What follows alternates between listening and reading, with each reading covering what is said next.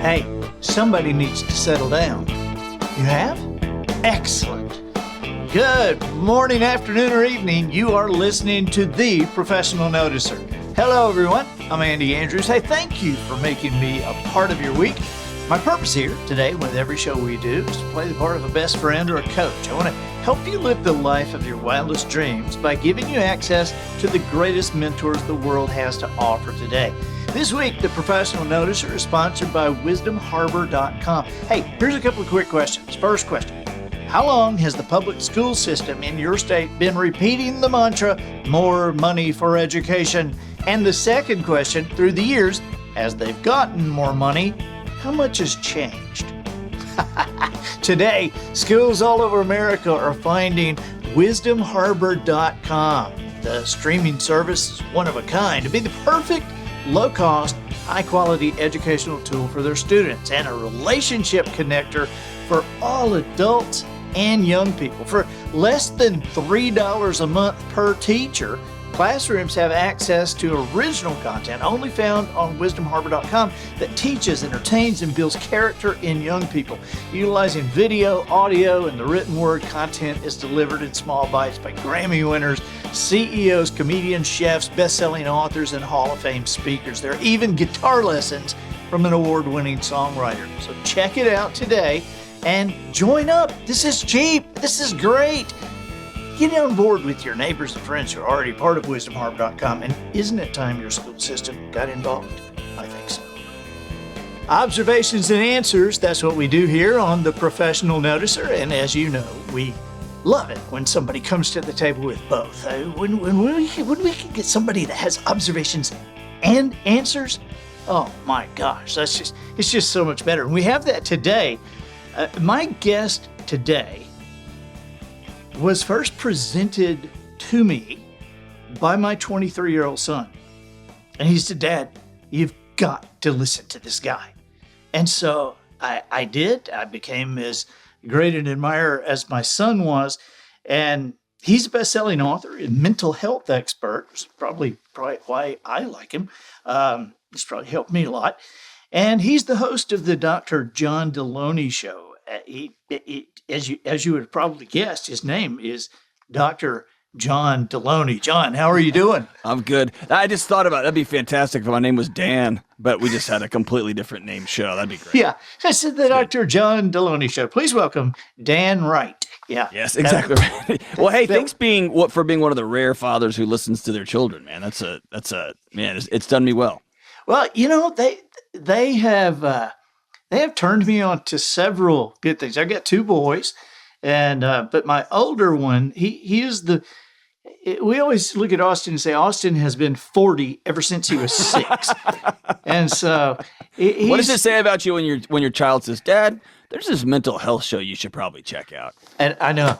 I've wondered about that, but he is a great admirer of you. Well, I appreciate that. And of course, he has known our mutual friend Dave Ramsey for a long time, and man, what is your background? Because when I started listening to you, and I've read your book, Own Your Past, Change Your Future, which I consider, I mean, that's a gold medal book. That's one of those kind of books that's like How to Win Friends and Influence People. It's one of those books that I think everybody should read. And thank you. So that you don't have to back this up. It's Own Your Past, Change Your Future. But what is your background in mental health? I know you have 2 PhDs, but for all I know, those PhDs could be in like journalism and science. But right. I'm not that smart, actually. Long story short, I spent most of my career as a dean of students at multiple colleges, at universities in Texas and here in Tennessee, in Nashville. And so most of that dean of students job is you get a limited amount of time with some of the most extraordinary human beings on planet Earth in terms of you're really nice to them because you're pretty sure you're going to be working for them someday. Most of your time is spent with young people and their families when the wheels have completely fallen off. Mom's passed away suddenly. There's a car wreck. Somebody cheated and they're getting kicked out of school. Somebody was struggling with drugs or eating disorders or whatever's going on. And so I realized about 10 or 15 years ago, I had a PhD in education. I was all done. And I realized I'm quickly getting out of my head. And as the mental health challenges have just accelerated, I found myself going back to school and simultaneously having my own gentle collapse, if you will. And so I was working at a university, and they gave all the staff members one course a semester. And so I started nickel and diming my way to this time not to just go get a degree, but I had to know what was going on with my students. And more importantly, I had to know what was going on with me, my marriage, my wife, my kids. And so it's been a pretty wild journey. Well, no, you can't just leave it there. What did you find out about yourself during that time? My dad was a homicide detective and a SWAT hostage negotiator in Houston. So he was, and then about halfway through my life, he quit that job like on a weekend and became a youth minister before they were really such thing as a youth minister. And my mom was not allowed to go to college growing up, and she went to her first community college class at the age of 42, and she went to another class the next semester. And then at 57, she graduated with her PhD. And so I learned at a young age. And she's been a tenured professor, and she's in her 70s, and she'll finish her last year at Oxford this summer. So she's had a wild second half of her life. But I learned really young, when there's a problem, you head in. When something's on fire, you run towards the problem and help people out. And then I also learned there's no such thing as too old to do something completely different. And so those two lessons were great, and those were the jet fuel that I jumped on the track of. You got to make this much money. You got to get this degree. You got to get this job only so you can get the next job, only so you can get the next job. And I found myself with everything I could have ever wanted. And this is the, in the fancy books, this is when somebody cheats on their wife, or they rob a bank and go to jail and then get out. I've come to find there's millions and millions and millions of us that don't ever do that. We just slowly fade like a candle, and they call them diseases of despair, and our kids don't want to see us, and we just slowly end. And so Andy, I was super successful. I was good at my job. My wife was successful, and I almost blew the whole thing up. I just was so anxious and so cooked and so fried trying to be something to show the world that I had value. And it's been a journey figuring that out. That's I guess you were an example of Thoreau's quote. Most men lead lives of quiet desperation. That's right. And I think that's just a quote until you've been there and you can understand what quiet desperation actually is. I'm curious, back up just a hair. How old were you when your dad became a youth minister? Oh gosh, I was probably sixth grade, maybe seventh grade, somewhere around there. Okay, so you went. I guess you were going to that church, and you were. So how did that affect your life? Being able to be under the tutelage of your dad with a bunch of other. I had a really, and I didn't come to realize just what a blessing this was until I was in my 30s. It just hit me. But when he took the job, I'll never forget. He took me out for ice cream or coffee or whatever it was. And well, probably wasn't coffee, but and he said, I hope he wasn't taking his sixth grade son out for coffee. He said, I'm going to be the youth minister at the church you go to now, and you're not going to be able to hear me anymore. And so I want you to find some men in this church that you trust. And here's the other big one. If you can't be here with me working here, I want you to know that I honor that. I just don't want you to give up on the faith. I want you to find it somewhere. And so anywhere you want to go in our community, you're welcome. And so I didn't get that at the time. I was a 13-year-old knucklehead and or a 12-year-old idiot. And so I didn't know how wise that was. And I didn't realize he's probably putting his job on the line, right? If your kid suddenly starts going to the neighborhood church, your executive pastors are going to wonder what's going on. But the invitation was always there. Now, I've lived in a glass house for most of my life, right?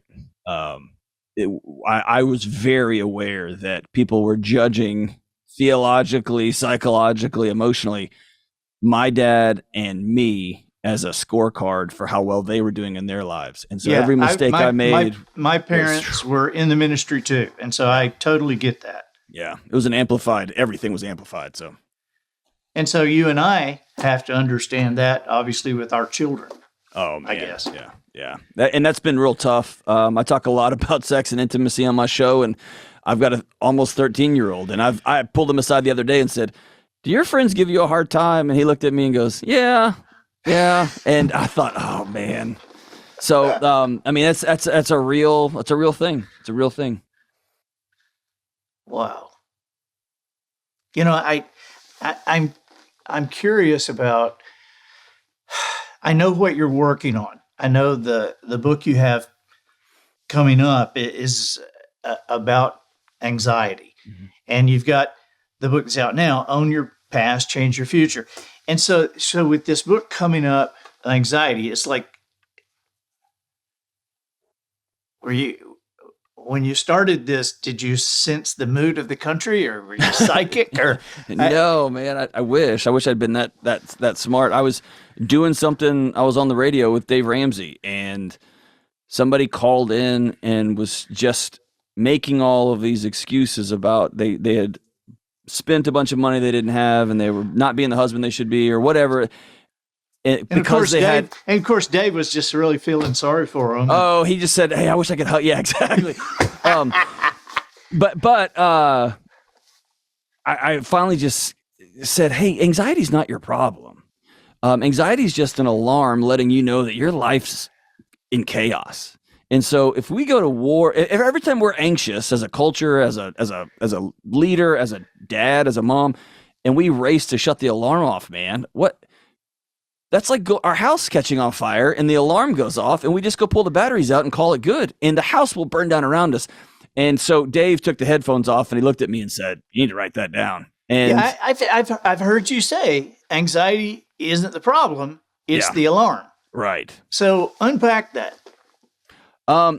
We just have, our culture has told us that anxiety is a disease, or it's a genetic disorder, or it's a mental health issue. It's something wrong with you.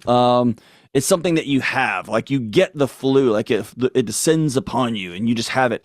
It's not true. Anxiety is as old as time. It's wired into us to let us know that we're not safe, or we're in an environment where we don't have autonomy, or we found ourselves, our tribe left us and we've got nobody else on our team, and our body's going to sound the alarm to try to keep us alive and safe. And we've created a world, Andy, that our bodies can't live in. We're not designed to drive 90 miles an hour and get emails and texts and show up at work. And the world we've created we can't live in. And so our bodies are ringing off the hook, and we're blaming everybody. We're blaming each other. We're yelling at our spouses. We're trying to silence these alarms instead of just saying, what are we doing? And that's the chaos we found ourselves in. And here's the data to back it up. There are more people under the tutelage of a licensed mental health professional than ever before in human history right now. And that's my background. I'm a huge fan of counseling and therapy. I just texted my wife today and said we need to go to a marriage counselor. I'm all about it. And there are more people taking psychotropic medication, taking meds for mental health issues. I have benefited greatly in the past for a season for taking anxiety meds. I'm not against that, but more people than ever are in counseling. More people are taking meds. And the trend line for anxiety and depression continues to shoot up like a rocket ship. We're not solving the problem. And I don't think that anxiety is the issue. I think the world we've created for ourselves is the issue. The house is on fire. So talk to me about tactics. What strategies can we use? I mean, the obvious answer is not just stay in the house while it's burning down. Right. I mean, you either got to put it out or get out. So what do we do? Yeah, I mean, there's a series of steps you can take, and I think the easiest place to start is something that most of us are not very good at, and that's choosing reality. What do I mean by that? Like, you have to look in the mirror and say, my marriage isn't what I wanted it to be. I hoped that my kids would be here and our relationship would look like this, and it doesn't. I didn't mean to gain 100 pounds, but here's the reality of where I stand. I owe 6 figures in fill in the blank. You've got to have a baseline, a place to start. And otherwise, most of us just say, hey, it's the new year, we're going to run a marathon, or it's the new year, we're going to be intimate this many times a month. And you never stop and take stock of, can my knees and ankles and schedule and calendar handle a marathon? We just shove it in there and just take off running. And so you got to own reality. And the second thing you got to do is you got to choose freedom first. And what I mean by that is not like get some U.S. flag underoos and head off. I don't mean that. I mean, choosing freedom. Where are places in my life where somebody else is telling me what I will and will not do with my day? If I owe somebody money, there's a part of my brain that's going to not let me sleep because it knows if you stop working, if you get sick, they take the house away, they take the car away, they take your food away. And so your body's going to have that low level pulse, that low level hum of anxiety until you become free from somebody at Toyota Motor Company telling you what to do every day. If you have a schedule where you can't breathe, your body's going to let you know, hey, we're not safe. We can't make this appointment and this appointment. We are one flat tire away from the whole thing dumping over. If you there's some fascinating research on clutter and exactly our homes. We have created worlds where it's just coming down on us. And there's a great Japanese proverb. The guy says all of our inanimate objects in our homes are speaking to us all day, every day. And I rolled my eyes and thought, that's stupid. And I was sitting in this little cave that my wife has so graciously given me in the basement of our own house. And I was sitting in there and I was looking at this shelf of books and they were looking at me and they were saying, are you stupid? Are you not going to read us? Do you just want to be dumb forever? And then the guitars on the wall were like, oh, have you just quit playing us? Is that where we are now? Are you the old guy that doesn't play music anymore? And I just started looking at the hunting stuff. I was like, are we going out or are we just going to sit inside and be lazy? And I realized, oh my gosh. And so again, it's freedom from your calendar, freedom from how many people do you know, Andy, whose mother-in-laws still to this day direct their holiday travel, right? Who else is running your life for you? Oh, yeah. Yeah. So all I have to say is we got to choose freedom and begin to unplug there. And then we get into some of the more tactical, being mindful, going to see a doctor, sitting with a therapist, getting our healing, dealing with our traumas and those kind of things. This is good. This is good, John. What? Now you have correct me if I'm wrong, a 13-year-old boy, a 7-year-old girl? Perfect. Yes. And you were a little bit like me. Probably you weren't as old as I was. I was 97 when we had our first child. But as a not a baby daddy. I was in my late 30s. Yeah. I was old. Okay. Yeah. And so what has been something that you look at and you go, as a young adult, I would not have handled that well. I'll answer it this way. I was recently, my 7-year-old daughter learned at a young age that dad is healed by the hugs of his young daughter. And she learned early to weaponize that against me. And now she loves the idea of standing and having the power in the center of the living room. When I say, hey, can I have a hug? And she says, no, I'm good. And so I have had to learn how to not make her responsible for the emotional regulation of her old man. That's my job. And as a 7-year-old little girl, she can't carry that weight to make sure dad doesn't get mad, to make sure mom's not angry. It's our job to be adults.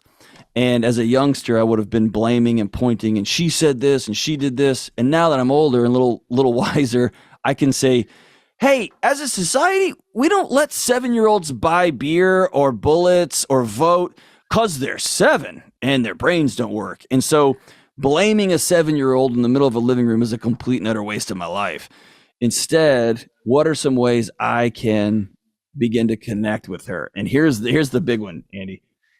And this is very recent for me. I was talking to a brilliant person, and she likes me to refer to her as brilliant. It's my wife. And she said, what if instead of every time you engage with the kids, it wasn't the Super Bowl? It wasn't everything was a life lesson, and every time the shirt wasn't perfectly straight or the belt was sideways or the hair wasn't perfect. What if you worked on being likable, not getting mad at your kids for not liking you? And that really struck a chord with me. And so what if I just spent my time, I don't know, being kind and laughing and getting on the floor and rolling around, like you mentioned, instead of scrolling my night away, I play dominoes, and my daughter doesn't know how to play dominoes. And so we end up some weird game that I don't understand. I lose it every time. But what if we did that? And I tell you what, it's been a transformative time. My 28-year-old self, dude, I would have been chosen being right over relationship every time. And now that I'm an old man, it's working the other way. You don't know how good you just made me feel. Because I went through that same conversation with my wife. Does everything have to be a life lesson? Does everything have to be that? With the boys, it's like every time you talk to them, it's like, okay, this is what this means. Now listen to me. And does everything have to be? And for a while, my answer was, that's just kind of how I think. But that it was something that I had to really pull back from. And then just this past weekend, I was with Henry Cloud, Dr. Henry Cloud, who that guy needs to go back to grad school. Let's be honest. Come on. He is something else. And I know. And he's a good buddy of mine. I call him Hank because I think it irritates him. So I'm Henry. But as we were talking, as we were talking, he says something about so I this one night I get out the whiteboard and my daughter's like, oh my God, oh no, not another life lesson. And I'm thinking, really? So I'm not the only one who does it? And now you have said that. I'm like, okay, I'm feeling a little better. So my dad, like I told you, my dad was a hostage negotiator. What that meant was when somebody had a bomb or somebody was going to jump off a building in the city of Houston, they called my old man. And he would drive in and he was kind of the all shucks guy. And he would walk in and kind of be down the way and talk to the person like, what's going on? And, try to get him to come down. And he had an incredible success rate. And imagine being a teenager and getting in trouble and facing down a hostage negotiator. And what it was, hey, listen, one year at Christmas, I have an older sister and a younger brother.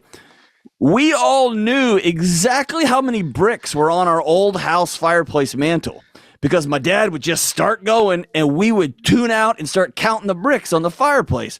And somebody brought up the fireplace and I was like, yeah, it's got 100 and however many, 26 bricks. And my sister was like, yeah, it's got 126 because I knew I wasn't listening to a word he was saying, nothing. And then I thought, man, what if and my dad's incredible. He's a great guy. What if I double down on connection instead of being right? And what if instead of flexing on my kids and flexing on my son and flexing on my daughter, what if I chose relationship first? And the research data continues to back that up over time. You want to make your kids anxious and worried and fried and not want to be around you ever, then create an anxious and electric relationship between the two of you. Always be right. Always be about punishment and severity. Or you want your kids to be in relationship with you forever, and you want your kids to be courageous and go off and do great things on their own autonomously, then when they're young especially, double down on relationship. Overdo it. You can't over-hug your kids. You can't over-touch your kids on the face. You can't overlook your kids in the eye and tell them I love you. Not to protect them from hard things. That's the point. I want you to go do hard things and experience hard things, but I want you to never forget I'm right here. And man, then your kids take off and they'll go to the moon, man. So it's counterintuitive, but it's been a fun transition for me. It is, and I as a dad, I mean, I understand what Henry did. I understand what you did. I get out of myself and understand what I did. I had a friend not too long ago who has taken over the family business, and he's the third generation. It's a big business, and his dad's in his 70s, and my friend's like in his 40s. And he called and he said, hey, can you talk for a second? I said, sure. He said, man, Dad is driving me insane. And I said, really? What's up? And he said, just calling and saying, hey, have you thought about doing this? And have you called them? And you need to call them. And then call back 2 days later and said, did you call them? And he said, it's like, it's driving me crazy. And as he was talking, I'm sitting there and I'm thinking, I probably do that to my oldest son. Because my oldest son has a couple of businesses, and I'm thinking as he's talking, and as he finishes talking, I said, you know what? I can tell you why your dad's doing this. I said, well, no, we'll figure out how to talk to him. I said, but I can tell you why your dad's doing this is because he loves you so much. And he's so proud of you. He would dive in front of a truck to keep you from ever failing or disappointing anybody or anything. And that is just like so forefront in his life. And of course, now he's retired. He has nothing to think about but you. And I Right. said, I understand that because, you know, I kind of probably do that to my boys, Yeah. and I realized how, you know, it is a common thing, but I also Can I told him, give I you? said, Go ahead. yeah, no, please I was gonna say, I think there's one more piece to it. tell me. I think that as modern men, we've come to believe that our only utility, the only value we bring to our wives, to our kids, to our families, is our advice. We have to have some utility. And the idea of waking up and telling our sons, hey, before you head out into the day via text message or via, quick video or whatever, I need you to know whatever it is you're going to do today, I love you and I fully got your back and I can't wait to see what great stuff you do. And he just hit send. That doesn't feel like enough to us. And so we have to give them our directions and our options. And here's what I would do. And so, Andy, I've developed with my younger kids, it's a little bit different, but with older community members and companies that I work with, I've got a firm rule, which is I don't answer questions that I'm not asked. And that's really hard with my kids. At the same time, I want to teach them, you're going to have to make questions and answers. And I'll walk alongside you when you screw up, which you will, but never forget I'm here. And I'm the one who's uncomfortable with that relationship because I'm the one who thinks I'm worth so little that I have to bring a bunch of hammers and nails to everything so I can try to solve it instead of just being the bedrock with which my son and my daughter have anchored into that they can rappel off into the world, right? That's great advice for me about, not answering a question that I'm not asked. I did tell my friend, I said, hey, I said, don't beat up on your dad too much because you have an 11-year-old and a 9-year-old and they're both boys. And I know that one day they're going to call and say, Uncle Andy, Daddy is driving us out of our minds. Okay. If I'll go ahead and get your cell number and I'll give it to my son now because he'll call you this weekend. John, it's just we're kind of on the downhill slide now. I want to ask, you've done this a lot, and so what is the best question anybody has ever asked you in an interview that you kind of went, wow, yeah, something that's different that kind of electrified your mind there. I love the rare question. People always want to know solutions and ideas. And those conversations can become very academic very quick. Sure. And it was a few years ago. I grew up, my whole professional life was spent almost entirely in higher ed, which is some of the most brilliant minds working on singular problems for 20 and 30 and 40 years. So if I ask them the question, what do you think? They'll tell me what they think. They'll give me a dissertation, all the thoughts, all the research, all the data. And then I would see their kids playing with my kids. And I was like, you don't do that. And I realized, oh, that's not what I asked them. I asked them what they thought about a problem, not what do you do with your kids? And so the question that catches me off guard often, but I also love is, what's something you do at home that would surprise people? Do you let your kids, you're always ranting about screens, tell us what you do with your children, because that tells me what you really believe, right?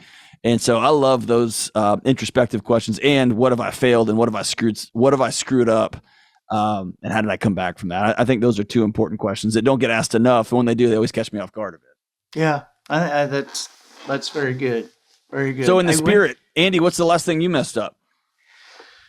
Oh gosh, could we? You probably go, just only have to go back 15 or 20 minutes. So with me, but I'm sure that it was a communication thing.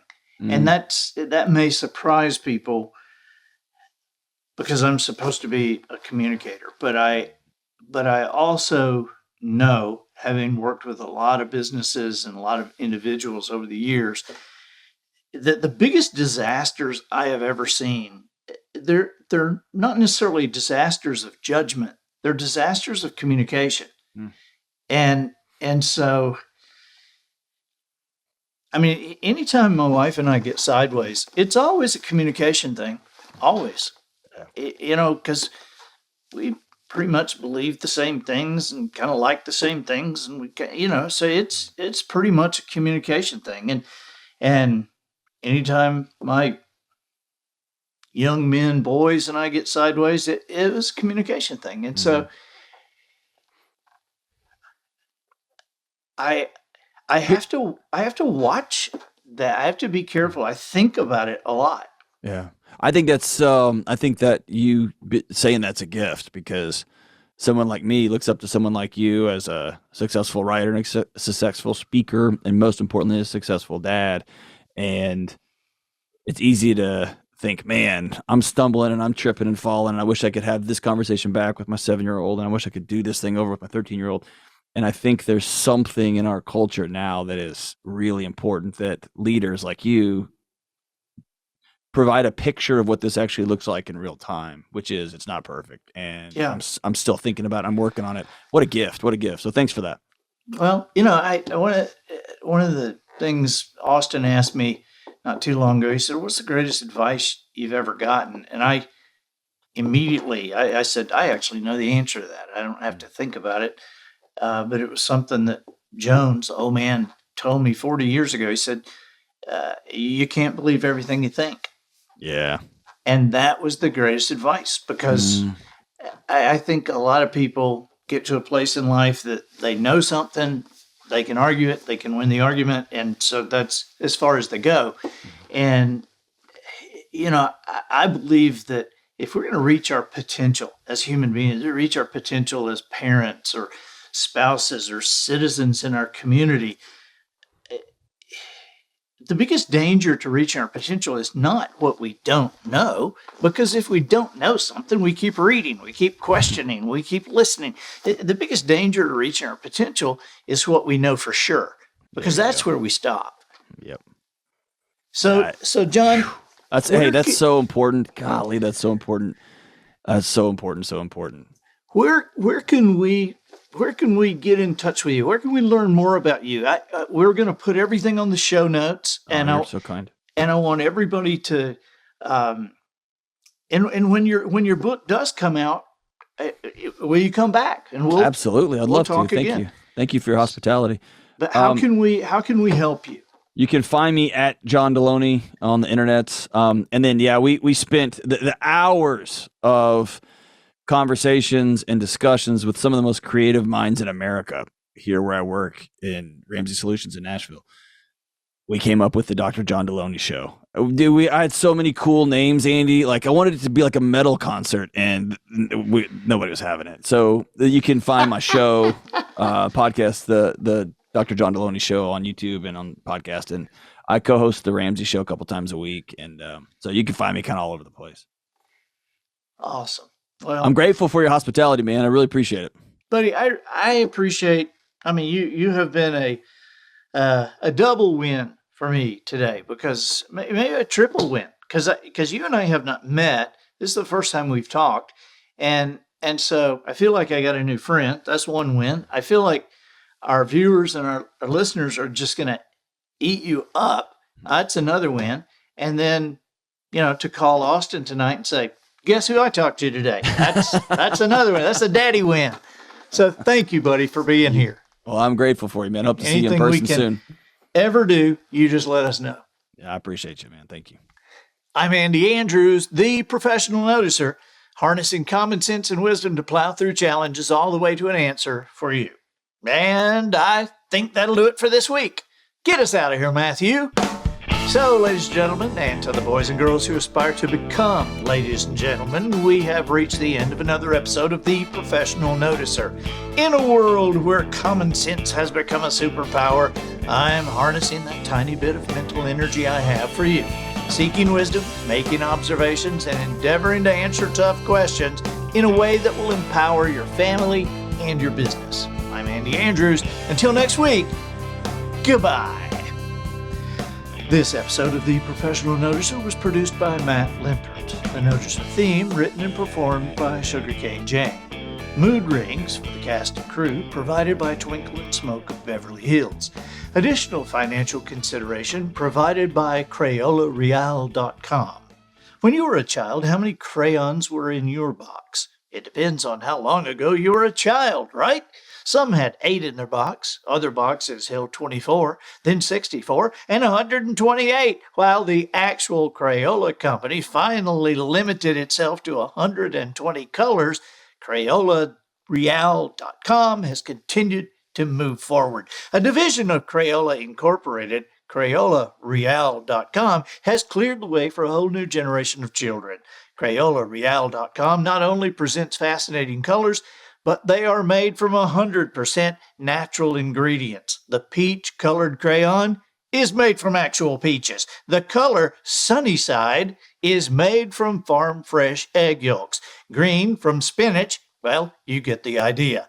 The crayons from CrayolaReal.com are not just brightly colored toys, they're nutritious too. Hey, remember that kid in your kindergarten class who ate his crayons? Now all the kids can eat them. Order now. Our basic package of 8 are dessert crayons. The package of 24 are crayons made entirely from meat and meat byproducts. And the package of 64 are all made of vegetable and plant-based matter, or perhaps you'd like to do the big 128 that has everything. Whatever you decide, you'll be thrilled with CrayolaReal.com.